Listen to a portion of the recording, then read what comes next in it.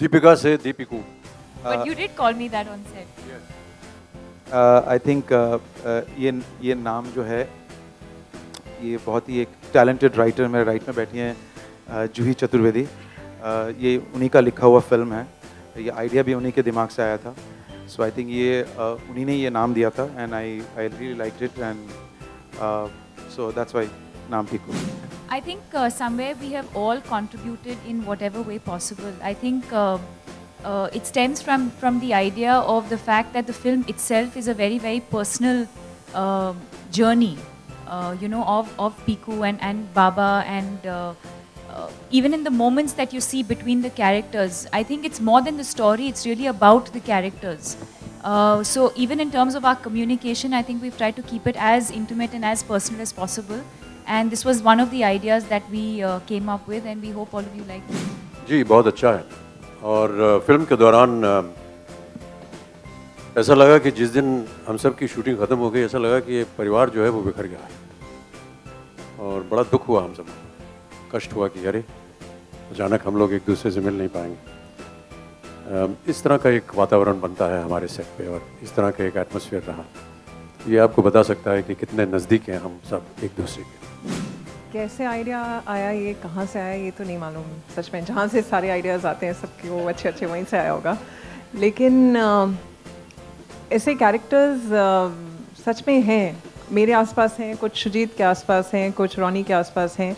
तो when the idea came, उसके बाद this discussion development of these characters, ऐसे एक बाबा, उनकी एक ऐसी लड़की, हमने आपने कई लोगों ने ऐसा देखा है कि there is a girl who is taking care of her father or mother. So, one knows these characters somewhere from my own mind, somewhere borrowing from, brainstorming sessions that we had together.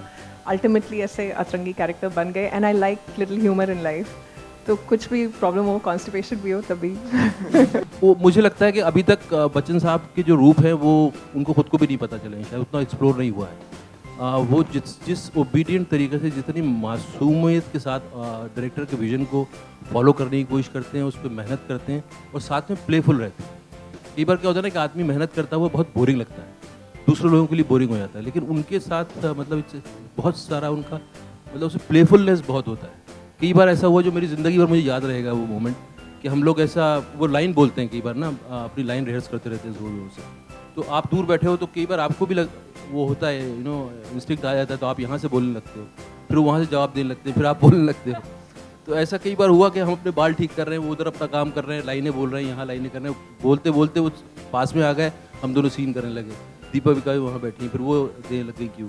तो वो atmosphere मेरे लिए बहुत ही magical था और बहुत inspirational था, fantastic experience. देखिए पीकू, आप जैसी एक लड़की हैं जो फिल्म में होते हैं, जैसे इस कॉस्मोपॉलिटन सिटी बॉम्बे में, मुंबई में जैसे आप हैं, काम कर रही हैं आप यहाँ पे, आपके घर पे शायद पेरेंट्स होंगे, लेकिन आपका मन इधर है। इन केस आपका शायद कहीं ना कहीं आप पेरेंट्स के बारे में सोच रहे होंगे, किसी के बारे में, शायद इस शहर में भी नहीं हो। सो ये हर एक कॉस्मोपॉलिटन सिटी में किसी भी काम करने वाली जो लड़के या लड़की हों उनके साथ रिलेटेबल है। So I think it's very normal ज़िंदगी के जो हमारी प्रॉब्लम्स हैं, ये फिल्म वही डील करेगी। स्पेशली एक कॉस्मोपॉलिटन शहर में एक वर्किंग गर्ल के साथ क्या होता है। So this film deals with that character and Piku is that.